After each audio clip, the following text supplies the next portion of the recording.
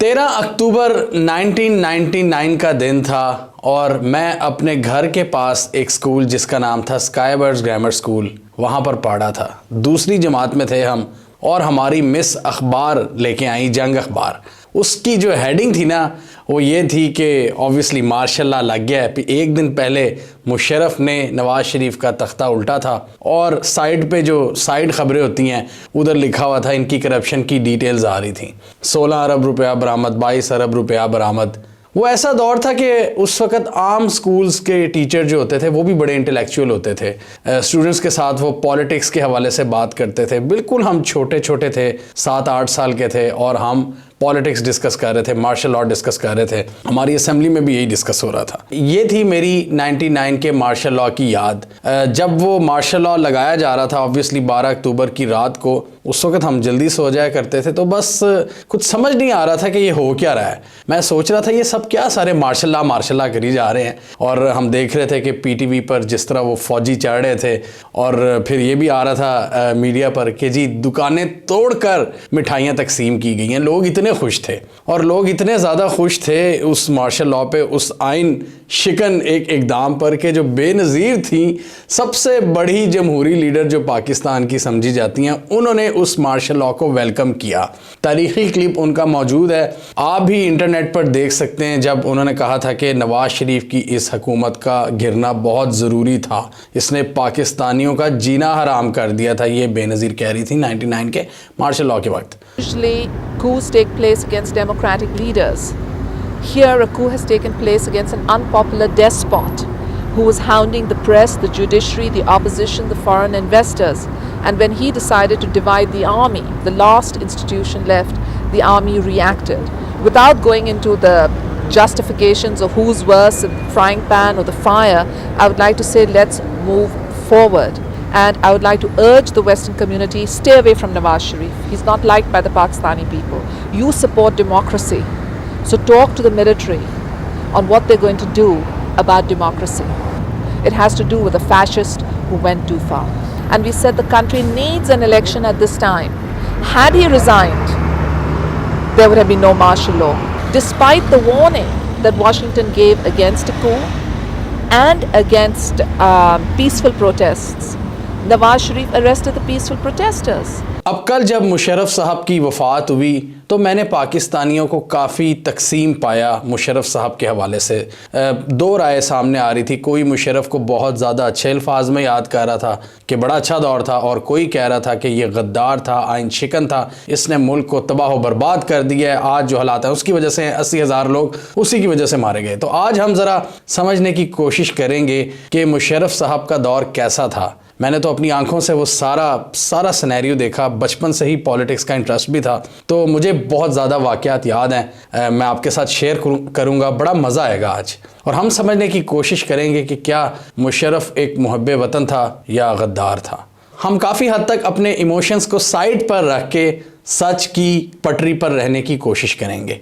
तो मुशर्रफ साहब ने 99 में मार्शल लॉ लगाया था। उस वक्त मुल्क दिवालिया हो चुका था तकरीबन। वही इसहाक डार थे, वही नवाज शरीफ थे। बहुत बुरी हालत में इन्होंने मुल्क छोड़ा था। मुशर्रफ साहब ने आहिस्ता आहिस्ता ये अपनी इक़्तिदार संभाला, अपने आप को एक बहुत बड़ा ओहदा दे दिया। उसके बाद उन्होंने रेफरेंडम करवाया और फिर सदर भी बन गए, और फिर 9/11 हो गया। 9/11 यानी अमेरिका बॉर्डर पर हमला हो गया और उन्होंने अफ़गानिस्तान पर चढ़ाई कर डाली। उन्होंने पाकिस्तान को कहा बड़े सख्त अल्फाज में कि either you are with us or against अस। अमरीकी सफ़ीर रिचर्ड आर्मिटेज ने पाकिस्तान के फॉरेन मिनिस्टर खुर्शीद कसूरी को फ़ोन किया और उन्होंने कहा कि अगर तुमने हमारा साथ ना दिया तो हम तुम्हें पत्थर के दौर में धकेल देंगे। उनकी ये धमकी बहुत ही ख़तरनाक थी। अमेरिका बदमस्त हाथी की तरह इस रीजन में आ रहा था और हम अफ़गानिस्तान के चूँकि हमसाये थे और पुराने पार्टनर्स थे, तो हम ना नहीं कर सकते थे। बड़ा मुश्किल था अमेरिका बॉर्डर को ना कहना। तो पाकिस्तान ने ऑब्वियसली उस जो अमेरिका की दहशतगर्दी की जंग थी उसमें उनका साथ देने का ऐलान किया। हमने कई विजुअल्स देखे मुशर्रफ और बुश की मुलाकात के। अमरीकी सदर आखिरी बार पाकिस्तान मुशर्रफ के दौर में ही आया था। बहुत ज़बरदस्त हमारी जो उनके साथ अंडरस्टैंडिंग एक चल रही थी। मुशर्रफ साहब ने एक बड़ा ही गहरा मुआहदा कर लिया अमरीकियों से, उनको पूरी स्पेस दे दी इस रीजन में, क्योंकि हमारा एक असर व रसूख था तालिबान पर, अफ़गानिस्तान पर, तो हमने वो पूरा जो अपना लेवरेज था वो अमरीकियों को दे दिया। मतलब अमरीकियों को अपनी सर्विसेज पेश कर दी, हमने अपनी बेसिस भी दे दी बलूचिस्तान में, जैकबाबाद में और एक दो जगहों पर हमने पूरी तरह से फैसिलिटेट किया। नेटो की जो सप्लाई लाइन थी वो पाकिस्तान से होकर गुजरती थी, तो पूरा नेटो को जो सपोर्ट फराहम की थी वो पाकिस्तान ने की थी। मुशर्रफ ने ये सारे एग्रीमेंट्स किए थे।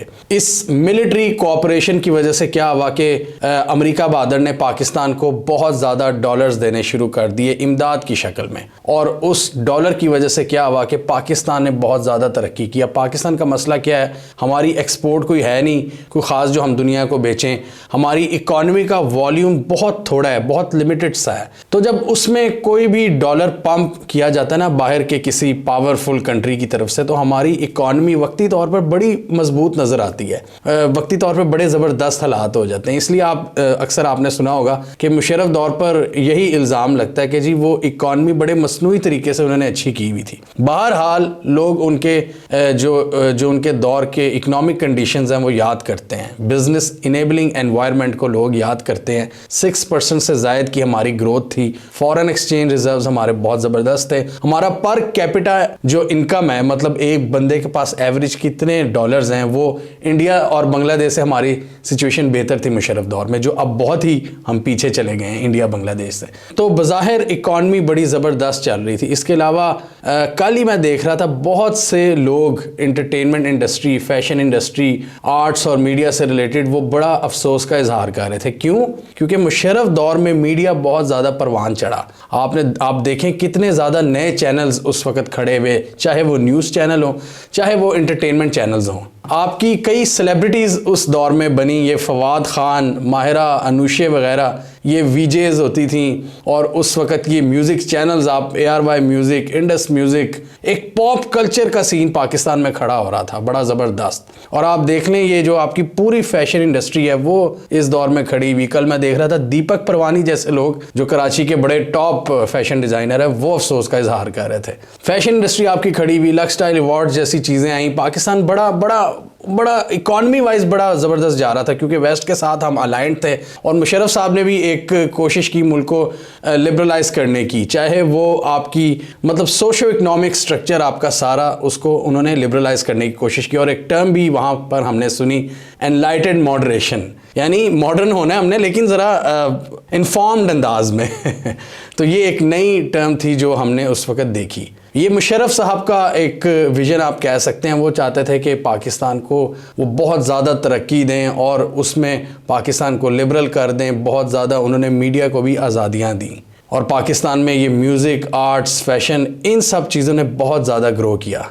नए नए टीवी चैनल्स, नए नए न्यूज़ चैनल्स, नए नए ड्रामा के चैनल्स वो खड़े हुए, और एक नया फ्लेवर हमारी कौम को देखने को मिला। फिर आप देखें जो हमारा टेली कम्युनिकेशन सेक्टर था वो बहुत ज़्यादा उसने बूम किया। और मुझे याद है उस वक्त पाकिस्तान दुनिया के टॉप उन ममालिक में था जहाँ पे टेली कम्युनिकेशन का बूम सबसे ज़्यादा था। ये आपकी सारी कंपनीज जो हैं, टेलकोज, आपकी जैज़ और मोबिलिंक, वारिद, यूफोन, टेलीनॉर वगैरह, ये सारे उसी दौर में आए। आपकी जो मोबाइल फ़ोन की ग्रोथ थी कि कितने लोगों के पास मोबाइल फ़ोन है, वो जो नोकिया 3310 का दौर शुरू हुआ था, वो पाकिस्तान उस ग्रोथ में भी बहुत से मुल्कों में आ गया था। टॉप 3 कंट्रीज़ में था जहां पर टेली कम्युनिकेशन बहुत तेज़ी से ग्रो कर रही थी, मोबाइल फ़ोन इंडस्ट्री बहुत तेज़ी से ग्रो कर रही थी, और आपकी जो ब्रॉडबैंड यूज़र्स हैं, आपके जो इंटरनेट के यूज़र्स हैं, वो भी बहुत तेज़ी से बढ़ रहे थे। इसके साथ ही एक और बड़ी इंटरेस्टिंग चीज़ ये हुई मुशर्रफ के दौर में कि हमारे भारत के साथ ताल्लुकात बड़े बेमिसाल हो गए। उससे पहले कुछ पंगे हुए हमारे 99 में कारगिल, और 2002 में, फिर 2001 में इंडियन पार्लियामेंट पर अटैक, जिसकी वजह से वाजपेयी की हुकूमत कुछ हॉस्टाइल हुई। लेकिन मुशर्रफ ने अपनी टर्म्स पर भारत के साथ दोस्ती की। मुशर्रफ ने काफ़ी मतलब डिस्टर्ब किया भारत को, और फिर इवेंचुअली ये दोनों ममालिक टेबल पर आए और काफ़ी ज़्यादा पीस की बातें हुई। इन्होंने 2003 में सियाचिन पर भी एक सीज़ फायर एग्रीमेंट किया, बहुत ज़बरदस्त चीज़ थी। सियाचिन पे सीज़ फायर एग्रीमेंट हो गया। फिर मुशर्रफ साहब कहते हैं कि हम 2004 में कश्मीर पूरा एक ज़बरदस्त एक एग्रीमेंट करने वाले थे जो फाइनलाइज नहीं हो सका, और उसी उन्हीं एफर्ट्स का ये नतीजा निकला कि आपके जो आपकी स्पोर्ट्स है और एंटरटेनमेंट है, इनमें बहुत ज़्यादा तबादले शुरू हो गए। इंडिया की टीम पाकिस्तान रेगुलरली आया करती थी 2004 से लेकर 2007 तक। एक साल हम जाते थे, फिर वो आते थे, फिर उनके एक्टर्स यहाँ पर फिर रहे होते थे। अरशद वारसी वगैरह ये रेशम के साथ लिबर्टी मार्केट में फिर रहे होते थे। इसके अलावा अगर आप क्रिकेटर्स की बात करें तो युवराज, ज़हीर खान, इरफान पठान, ये लाहौर की जो आपकी अनारकली की फूड स्ट्रीट है, यहाँ पे मटन खाने आया करते थे। मुझे एक वाक़या याद है, 2005 या 6 की बात है, इंडियन टीम आई हुई थी और लॉरेंस गार्डन जो है लाहौर का बड़ा मशहूर, वहाँ पर ये प्रैक्टिस कर रहे थे और हम सुबह सुबह पहुँच गए मैं अपने भाई के साथ। तो हमने बड़े करीब से देखा इनको नेट प्रैक्टिस करते हुए। सचिन तेंदुलकर, लक्ष्मण, ड्रेविड वगैरह, ये सारे उस वक्त जो लेजेंड्स इनके बैट्समैन थे, हमने इनको प्रैक्टिस करते देखा लाहौर के अंदर। और कोई इतनी ख़ास सख्ती नहीं थी, लोग बड़ा बस एक जंगला सा लगा हुआ था और हम इनको लॉरेंस में प्रैक्टिस करते हुए देख रहे थे। तो ये यहाँ तक आप अंदाज़ा लगा लें कि कितने ज़बरदस्त दोस्ती का सीन चल रहा था। फिर आपके जो आप कह सकते हैं आपके जो जर्नलिस्ट हैं, वो एक बड़ी तादाद में जाते थे, कश्मीर के विज़िट करते थे। सोचें, भारतीय हुकूमत पाकिस्तानी जर्नलिस्ट को कश्मीर के विज़िट करवा रही होती थी। तो इसी वजह से हमने देखा कि बहुत से स्पोर्ट्स के लोग, एंटरटेनमेंट, आर्ट्स, फैशन इंडस्ट्री के लोग, इन्होंने बड़ा याद किया कल मुशर्रफ को। एक बिजनेस इनेबलिंग एनवायरनमेंट तो था उनके दौर में। तो बहुत से लोग तो ये चीज़ नहीं देखते कि यार ये डेमोक्रेसी है या नहीं, वो कहते हैं at the end of the day हमारा बिजनेस चल रहा है कि नहीं। और ऑब्वियसली कुछ लोग जो मीडिया या एकेडेमिया के होते हैं, जिनका ताल्लुक होता है इंटेलेक्चुअल्स, वो कहते हैं हमें डेमोक्रेसी भी चाहिए। इवन न्यूज़ मीडिया भी उनको बड़ा याद करता है। न्यूज़ मीडिया के जो बड़े बड़े नाम हैं, सिवाय ये जियो के, और आपको याद होगा ये मुबशिर लुकमान, हामिद मीर, शाहिद मसूद, आमिर लियाकत, ये सब उसी दौर की प्रोडक्ट्स हैं। और वैसे भी मुशर्रफ की मुहाजिर कम्युनिटी में सपोर्ट बहुत ज़्यादा थी, क्योंकि ये इनकी फैमिली दिल्ली से आई थी कराची में, और प्योर एक मुहाजिर फैमिली से इनका ताल्लुक था। और अभी भी आप देखें तो कराची वाले इनको बहुत ज़्यादा पसंद करते हैं, और दूसरा ये मुहाजिर कम्युनिटी वाले। और बहुत कम हुआ है पाकिस्तान की हिस्ट्री में कि कोई मुहाजिर जनरल बना हो। ज़्यादातर आपके ये पंजाबी, पठान या पोटोहार जो आपकी बेल्ट है, वहाँ से निकलते हैं ये। फिर इन्होंने एक विज़िट था इंडिया का पाकिस्तान में, उसमें इंडिया मैच जीता था। धोनी बिल्कुल नए नए थे वहाँ पर, शायद लाहौर में ये मैच था, और वो मैन ऑफ द मैच थे धोनी।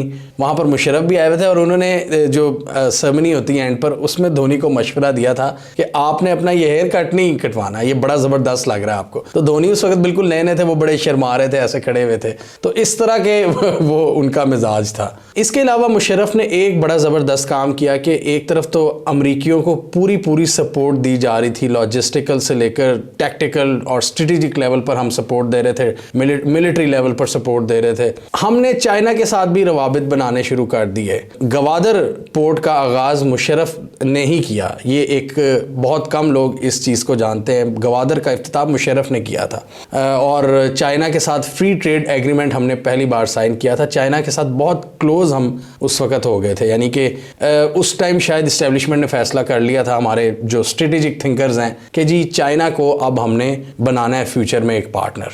और इसी तरह फिर उन्होंने बलूचिस्तान में कई काम कराए, तरक्याती काम कराए। जो आपकी कोस्टल हाईवे है, जो आपकी कोस्टल बेल्ट के साथ साथ है, जो मैंने पूरी अल्हम्दुलिल्लाह विज़िट की हुई है, कराची से लेकर आपकी ग्वादर तक, ये इन्होंने बड़े लोगों के मसले हल कर दिए वो कोस्टल हाईवे बनाकर। बलूचिस्तान की जो सदरन पट्टी है, ये आपकी कोस्टल बेल्ट है, इसकी कनेक्टिविटी ओके हो गई।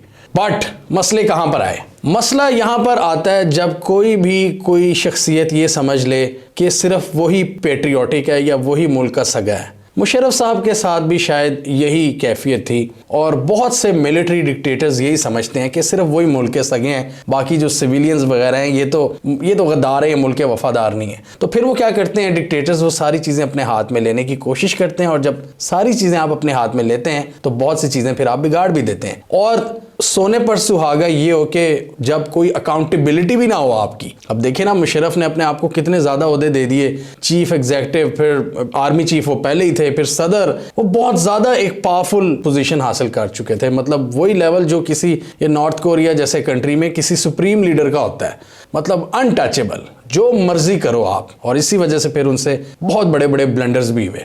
लाल मस्जिद वाला वाकया हुआ जिसको इन्होंने बहुत बुरी तरह से हैंडल किया। मतलब बंदा एक होता है ना, पावर के नशे में धुत होता है, वो कहता है इनको रगड़ दो सबको, बेशक अगर उनकी तरफ से कोई गलती हो भी रही थी, लेकिन बहुत बेहतर तरीके से आप हैंडल कर सकते थे।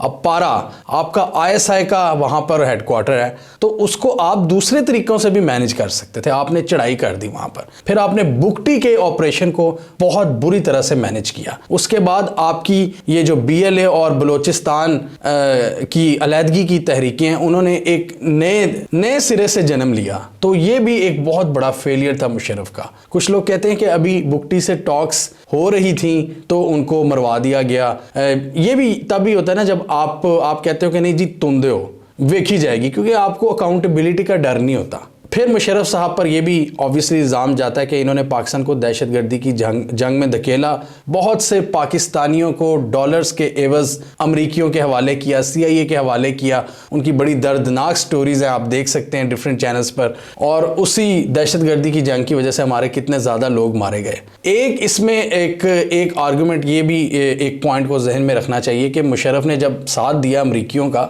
तो फ़ौरन उसका इम्पैक्ट नहीं आया। मुशर्रफ ने बड़े अच्छे तरीके से कुछ जो तालिबान के जो फैक्शंस थे उनसे बनाकर भी रखी, कुछ को वो पकड़ भी रहे थे।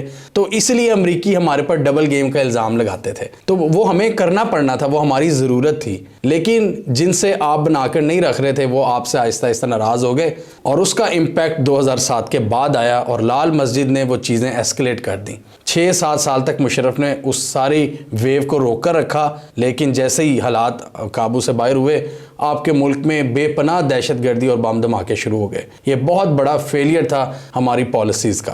कबायली इलाकों में पाकिस्तान के लिए नफ़रत बढ़ती चली गई, और जब उनकी तरफ से एक्टिविटीज़ देखने को मिली तो हमारी स्टेट ने भी फुल थ्रॉटल से वहाँ पर चढ़ाई कर दी 2008-9 में। तो 2002 से लेकर 6-7 तक जो माहौल पाकिस्तानियों ने इंजॉय किया, अच्छी इकॉनमी, अच्छे हालात, हर चीज़ का ऊपर जाना, एकदम मुझे बड़े अच्छी तरह से याद है 2007-8 में लोग दीवाने हो गए थे, लोग क्रेजी हो गए थे कि इस बंदे को बाहर निकालना है। हर बंदा मुशर्रफ को गालियां दे रहा था, और उस वक्त लोग इधर से भी एक नैरेटिव आ रहा था मीडिया का कि अब जमहूरियत आनी चाहिए। तो इसी वजह से एक बहुत ही नेगेटिव सेंटिमेंट क्रिएट हो गया था। सारे इनके अच्छे काम धुल गए और हर कोई इनको गालियां दे रहा था। महंगाई भी अरूज पर जा रही थी, लोड शेडिंग भी शुरू हो रही थी। तो सारा जो 2002 से 7 का जो 5 साल का अच्छा पीरियड है वो खल्लास। तो मुशर्रफ साहब जब इस्तीफ़ा दे रहे थे तो वो पाकिस्तान को कई तोहफे देके गए जो हम आज तक जिनका खमियाजा भुगत रहे हैं, जिसमें लोड शेडिंग थी, जिसमें दहशतगर्दी थी, जिसमें जरदारी जैसी जमहूरियत थी। और ये भी इल्ज़ाम लगता है कि इन्होंने NRO क्यों दिया, नेशनल रिकन्सिलिएशन ऑर्डिनेंस, ये इसमें इन्होंने ये ऑर्डिनेंस दिया, ये निकाला, सदारती एक ऑर्डिनेंस निकाला कि जितने सियासतदानों पे केस हैं हम माफ़ कर देंगे। ये बेनज़ीर और नवाज शरीफ ये सारे इकट्ठे हो गए, जरदारी वगैरह, और इन्होंने मतलब इस मुशर्रफ से ही NRO लेकर उसे ही फारिग करा दिया। तो ये भी लोग कहते हैं कि इनको NRO नहीं देना चाहिए था, इनके करप्शन केसेस माफ़ नहीं करने चाहिए थे। इसके अलावा मुशर्रफ दौर में क्या हुआ कि आपका हर इदारा एक किस्म का तबाह हो गया। मतलब वो ग्रोथ तो हमें देखने को मिली, लेकिन हर इदारे में क्या किया कि जी आपने मिलिट्री आपने एक बंदा लगा दिया, चाहे वो रिटायर्ड हो चाहे वो सर्विंग हो। आपकी स्पोर्ट्स से लेकर एंटरटेनमेंट, आपकी टेलीकम्युनिकेशन, PTA वगैरह, हर बंदे में आपने एक फ़ौजी बिठा दिया। और इसकी वजह से क्या हुआ कि वो बहुत से इदारे वो खोखले होना शुरू हो गए आहिस्ता आहिस्ता, जब उसमें, और आहिस्ता आहिस्ता फिर हमने देखा ये सारे इदारे फेल होते गए। मतलब वो सस्टेनेबल नहीं रहे एक अच्छी परफॉर्मेंस के लिए। वही ना, ये डिक्टेटर्स को सिविलियंस पर एतमाद नहीं होता, वो समझते हैं कि ये सब कुछ ख़राब कर देंगे, हालांकि मिलकर चलने में ही खैर है, उसी में बरकतें हैं और उसी में आप अच्छा रिजल्ट हासिल कर सकते हैं, जो हमारी सिविल मिलिट्री एलीट नहीं समझती। एंड पे ये सब ख़राब करके जाते हैं। मतलब जब मिलिट्री कर रही होती है हुकूमत तो सिविलियंस पीछे से टांगे खींच रहे होते हैं, जब सिविल कर रही होती है तो मिलिट्री टांगे खींच रही होती है। ये मिलकर क्यों नहीं चलते भाई? चाइना का आप ये सिविल मिलिट्री जो फ्यूजन का कॉन्सेप्ट है वो आप देखें, मज़ा आएगा वो कैसे मिलकर चलते हैं। इस वीडियो में हमने बताया था। तो पाकिस्तान में फ़ौज, ISI इस्टेब्लिशमेंट एक हकीकत है, आप इनको इक्वेशन से आउट नहीं कर सकते, लेकिन मिलकर चल सकते हैं। मुशर्रफ ने भी काफ़ी पॉलिटिशियंस के साथ मिलकर चलने की कोशिश की। इसमें चौधरी बरादरान सर फहरिस्त थे, चौधरी परवेज़ इलाही, चौधरी शुजात हुसैन, मोहनस इलाही, ये इनके बड़े करीबी पार्टनर्स थे। इसके अलावा फजलुर रहमान वगैरह, ताहिरुल कादरी, एक रिलीजियस तबके के जो रिलीजियस इस्टेब्लिशमेंट है उसको भी साथ मिलाना पड़ा। मतलब एक तरफ देखें उन्होंने जब लिबरलाइजेशन की बात की, एनलाइटेंड मॉडरेशन की बात की, तो उन्होंने एक बहुत बड़े रिलीजियस तबके को गुस्सा भी चढ़ा जब इन्होंने मदारिस को रेगुलराइज करने की कोशिश की। लेकिन जहां पर लिबरल्स इनके साथ हो गए मुशर्रफ के बहुत हद तक, वहीं पर इन्होंने रिलीजियस सेगमेंट को भी नहीं छोड़ा, उसकी भी सपोर्ट रही। और ये इस्टेब्लिशमेंट की एक पॉलिसी थी कि हमने उनको एलियनेट नहीं करना टोटली। हम अफगानिस्तान में अगर हम कबायली इलाकों में अगर उनके साथ कुछ हो रही हैं, कोई ज़्यादतियाँ हो रही हैं, लेकिन मुल्क के अंदर जो ऑलरेडी इस्टेब्लिश्ड रिलीजियस इंस्टीट्यूशंस हैं उनसे बनाकर रखनी है। और ये इन्होंने काफ़ी हद तक बनाकर रखी भी, और आज तक वही लोग इनके साथ ही हैं इस्टेब्लिशमेंट के। तो ये हर पाकिस्तान में जो डिक्टेटर है, चाहे वो जितना मर्जी लिबरल हो, उसको कुछ ये जो मजहबी तबके हैं उनके साथ बना के रखनी पड़ती है। ये पाकिस्तान की ये भी एक हकीकत है। फिर मुशर्रफ साहब के साथ क्या मसले हुए, इन्होंने जो चीफ जस्टिस थे इफ्तिखार चौधरी, उन पर केसेस खोल लिए। फिर पूरी आपकी अदलिया, पूरी वकला बरादरी इनके खिलाफ हो गई। वहाँ से बहुत बड़े पंगे हुए। 2007 मुझे अपनी आंखों से याद है, इसमें वकला तहरीक, इसमें लाल मस्जिद, इसमें बेनज़ीर पर हमला होना, ये सारी चीज़ों ने पाकिस्तान को बहुत ज़्यादा डिस्टेबलाइज किया और लोड शेडिंग भी शुरू हो रही थी। फिर मुशर्रफ साहब पर एक ये भी इल्ज़ाम लगता है कि 99 में इन्होंने प्राइम मिनिस्टर और सिविलियन गवर्नमेंट को पूरी तरह से एतमाद में नहीं लिया जब ये कारगिल पर चढ़ाई कर रहे थे भारत पर। तो ये भी एक इनके गुनाहों में शुमार की जाती है ये चीज़ के एक मिस एडवेंचर था, जिसमें पाकिस्तान को शुरू में तो कामयाबियाँ मिली, लेकिन डिप्लोमेटिक सपोर्ट ना होने की वजह से हमें दुनिया में जगहसाई का सामना करना पड़ा। हमें पाबंदियों के हम करीब आ गए थे। तो वो 4 जर्नैलों का एक प्लान था जो एक मिस एडवेंचर था, जिसमें हमारे बहुत से सोल्जर्स शहीद हुए और हमें अमेरिका बादर ने बहुत ज़्यादा प्रेशराइज किया। डिप्लोमेटिक आइसोलेशन होगी उस इवेंट पर हमारी। एज अ पाकिस्तानी मुशर्रफ को ये एजाज़ हासिल है क्योंकि हमारा कन्वेंशनल राइवल है भारत। तो भारत के ख़िलाफ़ उन्होंने 3 जंगें लड़ी हुई हैं, 65, 71 और 99 कारगिल की जंग। तो ये मतलब कारगिल को तो डिज़ाइन करने वाले ये थे। इस हिसाब से देखा जाए तो बहुत से सोल्जर्स और मुशर्रफ के हामी कहते हैं कि मुशर्रफ एक बहुत बड़ा पैट्रियट था। उसने मुल्क की हालात अच्छी करने की भी कोशिश की, उसने बहुत सी चीज़ें पाकिस्तान की बेहतर की, भारत को उसने टफ़ टाइम दिया था। पाकिस्तान का जो मौक़िफ़ था वो पूरी दुनिया में वो ज़बरदस्त तरीके से प्रेजेंट करता था। वो CIA को उड़ाकर रख देता था, वो अमरीकियों के सामने अपनी बात करता था। लेकिन दूसरी तरफ जो सबसे बड़ा इल्ज़ाम जाता है मुशर्रफ साहब पर कि उन्होंने आइन शिकनी की, उन्होंने आइन को पैरों तले रौंद दिया, और इसी वजह से मुशर्रफ साहब को सजाए मौत भी सुनाई गई 2019 में पेशावर हाई कोर्ट के सेठ फ़कार की जानिब से, जो उनके वो जज थे। तो उन्होंने मुशर्रफ वो बड़ा ही एक संगीन किस्म का उन्होंने फैसला दिया कि जी फांसी लगाकर इनकी जो लाश है वो डी चौक में लटका दी जाए। वो बड़ा ही आउटरेजियस किस्म का उनका एक फ़ैसला था जिस पर ऑब्वियसली अमल दरामद नहीं हो सका। तो मुशर्रफ साहब आइन शिकनी में गद्दारी की सज़ा भी भुगत चुके थे और वो थी सज़ाए मौत। कल सारा दिन यही बहस होती रही कि मुशर्रफ मुहिब वतन था या गद्दार था। एक ऐसा बंदा जिसने भारत के ख़िलाफ़ लड़ा हो वो गद्दार कैसे हो सकता है, जबकि दूसरी तरफ से आर्गूमेंट आता है कि इन्होंने तो आइन शिकनी की है तो ये तो गद्दार हैं। हमें कमेंट सेक्शन में बताइए आपके ख़्याल में मुशर्रफ साहब गद्दार थे या मुहिब वतन थे।